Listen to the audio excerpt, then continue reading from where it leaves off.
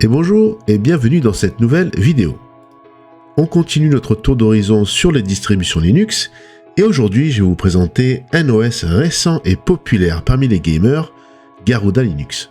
Basée sur Arch Linux, cette distribution Linux d'origine indienne se différencie dans la foule par une esthétique propre et des choix techniques marqués. Son interface graphique se distingue par un effet style néon. Il offre également une douzaine d'environnements de bureau, comme KDE, GNOME, XFCE, etc. Et Garuda est mis à jour conformément au principe de Rolling Release. Donc votre système sera toujours à jour. Son interface est très travaillée, car agréable à regarder, mais surtout très ergonomique. Tout se commande à la souris ou presque grâce à de nombreux outils avec une interface graphique, ce qui en fait une distribution adaptée aux débutants et aux gamers. BTRFS a été choisi pour le système de fichiers, ce qui assure une sécurité augmentée, car ce système de fichiers crée des snapshots automatiquement. Et enfin, le plus important, avec cette distribution, les performances sont au rendez-vous.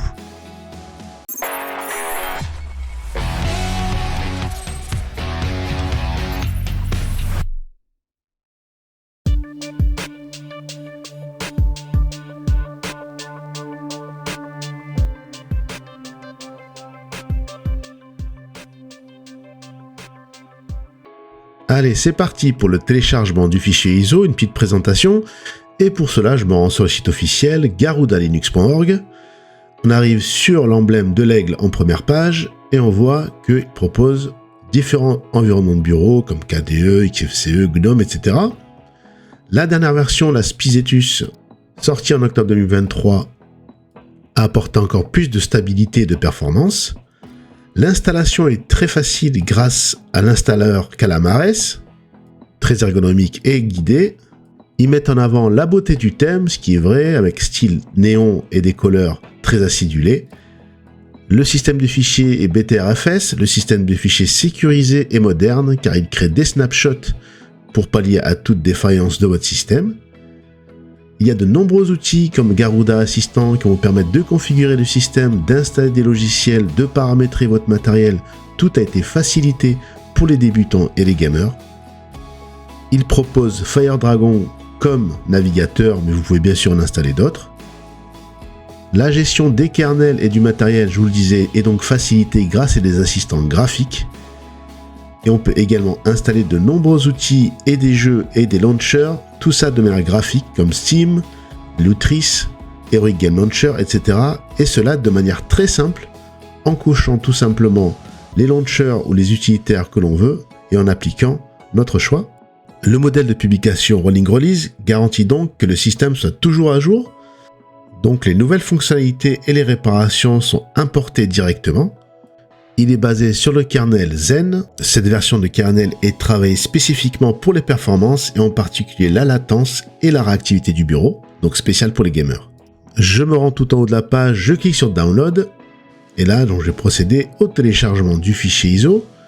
On vous met quand même le minimum requis, 4 Go de RAM, mais moi je vous dirais plutôt 8 voire 16 Go de RAM si vous voulez bien exploiter votre système Linux et tous les jeux, avec quelques recommandations et comment l'installer, mais ça on le verra plus tard. Le mot de passe par défaut est Garuda, mais ça vous pourrez le changer. Et donc il nous propose différentes versions d'environnement de bureau, comme la KDE Dragonize, qui est la plus plébiscitée. Vous avez également la Garuda Linux GNOME, si vous voulez l'installer en mode desktop, pourquoi pas. Ça peut également être utilisé comme un ordinateur de bureau. Pour ceux qui veulent des performances accrues sur l'ordinateur de bureau et une interface très stylée, pourquoi pas. Il nous propose également l'environnement de bureau Cinnamon, celle que l'on retrouve par exemple dans Linux Mint, pour ceux qui en ont l'habitude. L'environnement de bureau XFCE, qui est beaucoup plus léger, pour ceux qui ont un PC un peu plus lent. L'environnement de bureau Sway, i3WM, etc. Donc il y a à peu près une dizaine d'environnements de bureau que vous pourrez choisir, mais je vous conseille quand même la KDE Dragonize, pour tous ceux qui veulent une interface très léchée, sans oublier également qu'il existe une KDE Lite, une version KDE, mais très légère. Et les Power Users, il y a même une version Hyperland pour ceux qui veulent se frotter à ce système. Donc voilà, je me rends tout en haut de la page et je vais choisir la version KDE Dragonize Gaming Edition. Bon, vous pouvez choisir ce que vous voulez. Et là, je vais cliquer tout simplement sur le premier bouton Download direct. Il y a également une version torrent si vous voulez la télécharger. Donc je clique sur le bouton rouge, le premier direct Cloudflare, et ça va me télécharger le fameux fichier ISO de Garuda Linux. Pour l'installer, plusieurs méthodes. Je vous renvoie à un de mes derniers tutos, comment installer Linux en créant une clé sur Windows ou macOS. Donc allez voir ce tuto, tout est expliqué pour créer une clé USB bootable et installer Garuda Linux. Si vous voulez juste la tester, vous pouvez l'installer sous VirtualBox sur Mac, ou UTM également. Et sur Windows, grâce à VirtualBox, vous pourrez également la tester. Donc je vous renvoie à mes nombreux tutos, soit l'installer en dur, soit la virtualiser avec VirtualBox ou UTM. Une fois que vous avez créé votre clé USB, ou l'avoir installée sur VirtualBox, on boot la première fois, et là on a un menu « Welcome to Garuda ». On va faire quand même quelques changements. L'accueil table, on va mettre français FR, la langue également FR français. Et là, je vais choisir Europe Paris pour le fuseau horaire. Et pour l'installer, soit NVIDIA, si vous avez une carte graphique NVIDIA, ou alors Open Source Driver, si vous avez une carte graphique autre que NVIDIA. Donc vous validez votre choix. Et là, on voit dès le premier lancement de l'installation que c'est quand même une interface très léchée et très stylée. On arrive directement sur le Welcome et on clique sur Install Garuda Linux en bas. Et ça va nous lancer l'installeur Calamares. Donc là, très classique, français, fuseau horaire Paris, le choix du clavier. Et ici, pour le disque dur, je vais cliquer tout en haut sur effacer le disque. Comme ça, il va me permettre d'installer Garuda Linux sur mon disque dur en entier. Mais vous pouvez également choisir d'autres méthodes d'installation, à vous de voir. Donc là, le plus simple, je fais suivant. Je mets un nom d'utilisateur ainsi qu'un nom d'ordinateur, un hostname, et un mot de passe. Donc ça, c'est très classique en installation Linux. Et je fais suivant. Un petit résumé. Et enfin, je fais terminer pour lancer l'installation de Garuda Linux. Vous avez vu que grâce à l'installeur Calamares, c'est très simple, 3-4 questions, et c'est terminé. Donc là, je vais avancer volontairement la vidéo, car l'installation dure environ une dizaine de minutes. Et donc 10 minutes après, on se retrouve à la fin de l'installation. Je vais cliquer sur cocher redémarrer, terminer, et ça va procéder au redémarrage de l'ordinateur et au premier lancement de Garuda Linux. On arrive sur le Welcome Screen avec une interface très léchée également, et on a plusieurs sessions, soit la Wayland, soit le X11 Plasma. Je vais rester sur le Wayland, je mets le nom d'utilisateur et le mot de passe que j'ai choisi lors de l'installation, et je fais identification. Je le répète, mais ce qui frappe, c'est quand même l'interface graphique style néon très léché, spécialement dédié aux gamers. Je trouve ça vraiment très beau. Welcome to Garuda, premier assistant, je fais OK. Donc là, il va faire les premières mises à jour. Vous mettez votre mot de passe, vous validez par entrée. Ça va durer environ 5 à 6 minutes. Vous le laissez faire, il va mettre à jour l'interface ainsi que les programmes installés. Une fois que c'est fait, il va retourner automatiquement sur l'interface, le Welcome Screen de Garuda Linux. Et on va pouvoir configurer tout ça à la souris. Donc là, il nous prend par la main et on va pouvoir choisir différents paramètres comme les préférences de l'OS. Si on veut installer par exemple une imprimante, un scanner ou le support de Samba pour le partage de fichiers, et également des fonds d'écran supplémentaires par exemple, ou même des outils de pentesting. Dans Input, on pourra également installer d'autres langues. Dans Software Center, on pourra installer d'autres Logitech, comme App Image Launcher, ou Discover, ou PacMac. Donc à vous de cocher et de choisir votre Logitech préféré. Dans les kernels, on pourra choisir notre kernel préféré, soit tourné vers la compatibilité AMD, ou vers la sécurité, ou vers la performance. Donc à vous de choisir. Dans Office, c'est tous les outils de bureautique. Donc là, pour le fun, je vais cocher LibreOffice, pourquoi pas, juste pour vous montrer. Donc l'assistant, voilà, est très pratique. Il suffit tout simplement de cocher les logiciels et les fonctions que vous voulez. Donc là, vous avez les navigateurs, Firefox, Chromium, Vivaldi, Opera, etc. Les clients de messagerie, email, Thunderbird, Gmail, Evolution. Les logiciels de communication, comme Discord, par exemple, Zoom, Skype, Teams. Les outils internet, comme BitTorrent, Remina, FileZilla, pour le FTP. Les outils audio, comme Audacity, par exemple. Les outils vidéo, comme KDE Live, pour créer vos propres montages vidéo.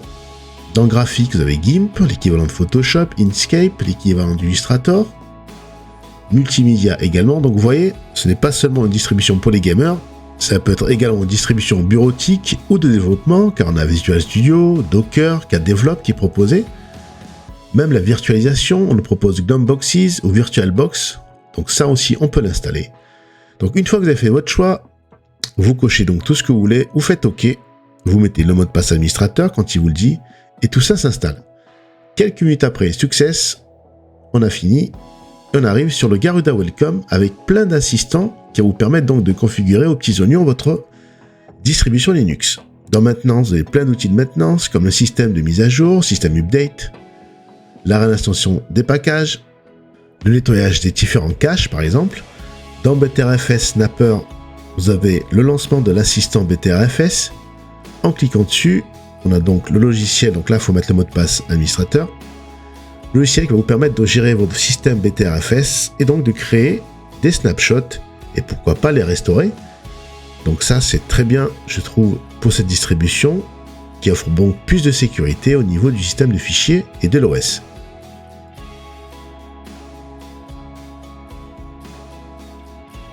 Dans Système Components, on va retrouver plein d'outils tierces qu'on pourra installer, comme la prise en charge du Bluetooth, la prise en charge de l'impression, de Samba, donc le partage de fichiers, des firewalls, etc. Dans Settings également, d'autres outils plus orientés réseau, comme le DNS par exemple. Et dans Système Spécification, vous avez un résumé de votre système. Donc là, un assistant très pratique. Le second Garuda Gamer, donc ça c'est le plus important je trouve, c'est ici qu'on pourra cocher et choisir tous les émulateurs, les launchers et les jeux qu'on pourra installer. Donc vous avez une ribambelle de launchers et d'émulateurs qui est proposée, comme EmuloStation par exemple, DOSBox ou MAME. Dans Games, vous avez différents jeux, mais plutôt très basiques et destinés à Linux. Et dans Gamer, vous avez tous les launchers comme Steam, Lutris, Heroic Game Launcher, etc. Donc là, ça sera très facile de cocher et d'installer tous les launchers que vous voulez. Dans Garuda Setting Manager, on va retrouver la configuration matérielle. Donc là, si vous voulez gérer, par exemple, les paramètres de votre carte graphique ainsi que ses drivers. Donc ça aussi, ça se commande à la souris, c'est très pratique. Vous avez également dans le Setting Manager la gestion des différents noyaux. Donc là, on est à la version Zen 6.2.4. Également les paquets linguistiques, la configuration du clavier, de l'heure et de la date, donc tout ce qui est classique, dira-t-on. Donc Garuda Network Assistant, vous pourrez gérer tout ce qui est en rapport avec votre réseau câblé et Wi-Fi, donc là très classique. Même pouvoir créer un hotspot, ou même se mettre en mode avion, ainsi que des outils traceroute et ping en bas de la fenêtre, ainsi que la gestion des drivers de vos différents pilotes réseau. Donc Garuda Boot Option, là aussi c'est très pratique. On pourra gérer le grub et donc changer tout ce qui se passe au démarrage de l'ordinateur en changeant par exemple la description, le timeout, donc le nombre de secondes que le menu s'affiche, le thème par exemple, et ainsi que quelques paramètres système liés au démarrage. Vous avez également System Cleaner, BTRF Assistant, Partition Manager pour gérer vos disques et vos partitions, la gestion des services comme Bitwarden par exemple, donc vraiment plein d'outils, une myriade d'outils pour tout gérer à la souris. Et là, je peux donc décocher Show des dialogues à Startup, comme ça il ne l'affichera pas. Et si jamais vous les retrouvez sur Welcome Screen, c'est tout simplement la première icône tombe complètement à gauche sur le dock bar. Et là, vous retrouvez donc le Garuda Welcome et tous les outils intégrés. La seconde icône du dock bar, c'est le terminal, ici avec fiche. Donc une interface très léchée également, tout en néon. Et il nous lance directement NeoFetch quand on lance le terminal, avec ici on voit bien la version du kernel et du système. Donc un kernel 6.5.9. La troisième icône, c'est le navigateur FireDragon, qui est soi-disant sécurisé et rapide, mais vous pouvez également installer d'autres navigateurs de votre choix, comme Firefox, Chromium, Brave, etc. Mais au moins il a le mérite d'en proposer un. Le navigateur de fichiers ici Dolphin. Donc vous voyez comme l'interface est quand même très effet néon. Et je trouve que c'est bien adapté au style gamer. Une interface très acidulée, mais non moins puissante avec l'intégration des différents drives et des outils liés au réseau. L'autre icône d'à côté, il s'agit de la surveillance système ou le gestionnaire de tâches si vous avez l'habitude avec Windows. Donc là, on a un aperçu de tout ce qui tourne sur le système. Au niveau de la mémoire, on voit que ça prend environ 1,7 Go. Donc c'est quand même un peu plus lourd que les distributions classiques. Et on a toutes les applis qui tournent et les processus. Donc là, c'est très classique. Et vous pourrez donc gérer tous les programmes qui tournent par exemple en tâche de fond et les arrêter, pourquoi pas. Prochaine icône sur la DocBar, le Snapper Tool, l'outil qui vous permet de créer et de gérer vos snapshots afin de mieux sécuriser votre système. Donc ça, c'est également possible grâce au système BTRFS, on a vu ça au début. Prochaine icône, les paramètres système. C'est ici que vous pourrez configurer en profondeur tous les paramètres de votre système Garuda, comme l'apparence, les notifications, les comptes en ligne, tout ce qui concerne l'audio, le pare-feu, les applicatifs. Et là, on voit qu'on peut donc tout gérer au niveau du comportement des fenêtres et de l'apparence. Et si je vais dans l'apparence, je peux choisir un autre thème, ici par défaut c'est le Dragonize. Mais si je prends par exemple le Suite, et je fais appliquer, je vois que mes icônes et mon thème changent. Bon, on reste toujours dans le système acidulé et néon, mais je trouve quand même un cran en dessous, car si on regarde par exemple Dolphin, les icônes système sont moins néons, et on arrive quand même à un système un peu plus classique, mais tout en gardant les couleurs. Si je prends par exemple Brise sombre, je fais appliquer, donc là ça change carrément. Et si je relance Dolphin, on a plutôt des icônes un peu plus classiques, toujours avec des couleurs très vives, mais plus classiques et non plus avec l'effet néon. Donc vous pouvez ici choisir votre thème si l'effet néon ne vous convient pas par exemple. Et toujours dans l'apparence, vous pouvez gérer les styles d'application, les styles plasma, les widgets, vos polices, vos icônes, vos pointeurs, donc tout peut être configuré au millimètre près. Tout en haut à droite, on a la gestion des réseaux, la gestion du son et du microphone, donc ça aussi c'est pratique. Également les notifications et les états, la gestion de l'énergie et de l'affichage, donc un raccourci direct, tout en haut à droite. Et complètement à droite, le bouton pour verrouiller, arrêter ou redémarrer Garuda Linux. Et complètement à gauche, on a une sorte de menu démarrer très pratique qui regroupe toutes les applications et les outils système. Donc si le DocBar ne vous plaît pas trop, vous avez également accès à tous vos paramètres et applications grâce au menu démarrer qui se trouve en haut à gauche. Et ici pour l'exemple, je vais aller dans bureautique et lancer par exemple LibreOffice Writer qui est l'équivalent de Word. Je vous l'accorde, en thème dark c'est pas très joli je trouve, mais voilà, au moins vous pouvez installer tout type d'application et donc utiliser Garuda Linux comme un ordinateur desktop, pourquoi pas, et profiter de ses performances. Dans les jeux, on a donc tous les launchers et les émulateurs qu'on a pu installer tout à l'heure. On a Steam, on a DOSBox, on a Heroic Game Launcher, etc. Et là, je vais cliquer tout en haut à droite et faire arrêter pour éteindre les systèmes. Voilà, cette petite présentation de Garuda Linux est terminée. J'ai essayé de vous faire un tour d'horizon de Garuda Linux le plus conforme possible, mais ce n'est pas évident, et de le faire surtout dans un temps assez court. Ce que l'on peut retenir de cette distribution, c'est qu'elle offre quand même beaucoup d'avantages, je trouve, comme par exemple une multitude d'environnements de bureau, plus d'une dizaine, comme GNOME, KDE, XFCE, voire même Cinnamon. Donc des environnements de bureau très épurés jusqu'à des environnements de bureau de pointe pour le gaming. Deuxième aspect, l'ergonomie, et ça vous avez pu le voir sur le tuto. L'interface est vraiment très léchée, très ergonomique et très agréable à regarder. Bon, ça c'est mon ressenti. Et de nombreux outils graphiques facilitent le fait de travailler avec cet OS, ce qui en fait donc un OS adapté aux débutants. Et même l'installation grâce à Calamares est très facile et très assistée. Donc l'accessibilité est son point fort. N'oublions pas qu'elle est basée sur Arch Linux, une distribution très solide et réputée dans le monde Linux, donc ça aussi c'est un très bon choix.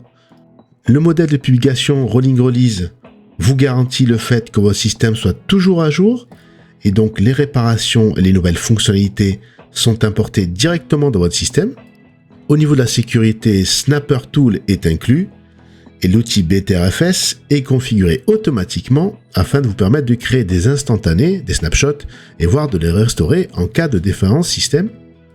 En ce qui concerne la vie privée, le navigateur proposé est FireDragon, qui respecte votre vie privée. Garuda Linux est complètement customisable, ça on l'a vu, donc on peut vraiment régler au millimètre près son interface, ses outils et l'ergonomie, donc ça c'est assez plaisant. Les performances sont au rendez-vous, Donc les jeux tourneront très bien sous Garuda Linux, je vous le garantis, j'ai fait de nombreux tests et j'ai quand même été assez bluffé. Donc Garuda Linux s'en tire très bien et les performances sont bien là. Enfin, si je devais trouver quand même quelques inconvénients à Garuda Linux, il y en a. Premièrement, c'est déjà le fait que cette distribution est un peu plus lourde que les autres distributions, et ça se voit, donc il vous faudra quand même un PC assez puissant, voire très puissant, pour faire tourner tous les jeux de manière convenable. Attention si vous êtes sur un ordinateur portable, car le problème dans le cas de Garuda Linux est que les optimisations s'appliquent sans distinction de machine. La consommation du processeur est donc légèrement plus élevée, et il se trouve moins souvent en état de veille, donc l'autonomie risque d'en prendre un coup. Mais dans l'ensemble, le système d'exploitation Garuda Linux est très prometteur et devrait satisfaire la plupart des gamers, donc c'est une distribution que je valide. Très facile d'accès, installation très simplifiée, de nombreux outils qui permettent donc de configurer et d'installer les launchers et les jeux sous Linux, donc beaucoup d'avantages. Cerise sur le gâteau, Garuda Linux est complètement gratuit et open source. Son code source est consultable sur GitHub. Donc chacun est libre de copier, de compiler, de modifier, de distribuer le code source de Garuda Linux. On apprécie donc la gratuité de Garuda Linux. Seul gros point noir, il vous faudra quand même une configuration assez robuste pour faire tourner la plupart des jeux sous Garuda Linux. Autre point à soulever est l'origine de Garuda Linux, car on peut lire parfois ici ou là que l'origine indienne de Garuda Linux pourrait poser problème. Je trouve quand même cette information biaisée, car le noyau dur des développeurs que compose Garuda Linux est très diversifié. On trouve de nombreuses nationalités dans la team. Vous avez bien évidemment des Indiens, des Italiens, des Allemands, des Grecs, des Autrichiens, des Australiens. Donc ce qui en fait également sa force, c'est sa diversité au niveau de sa team. Pour moi, ça ne pose aucun problème, donc chacun est libre de l'installer ou non sur son système, mais je tenais quand même à le souligner, car on peut lire ici ou là que l'origine de Garuda Linux pose problème. En termes d'alternatives, vous pourrez également vous tourner sur une Linux Mint, une Manjaro ou alors une classique Ubuntu Linux. N'hésitez pas à me laisser en commentaire vos ressentis et surtout me dire si vous l'avez installé ou testé, afin de voir vos premiers retours d'expérience sur cette distribution.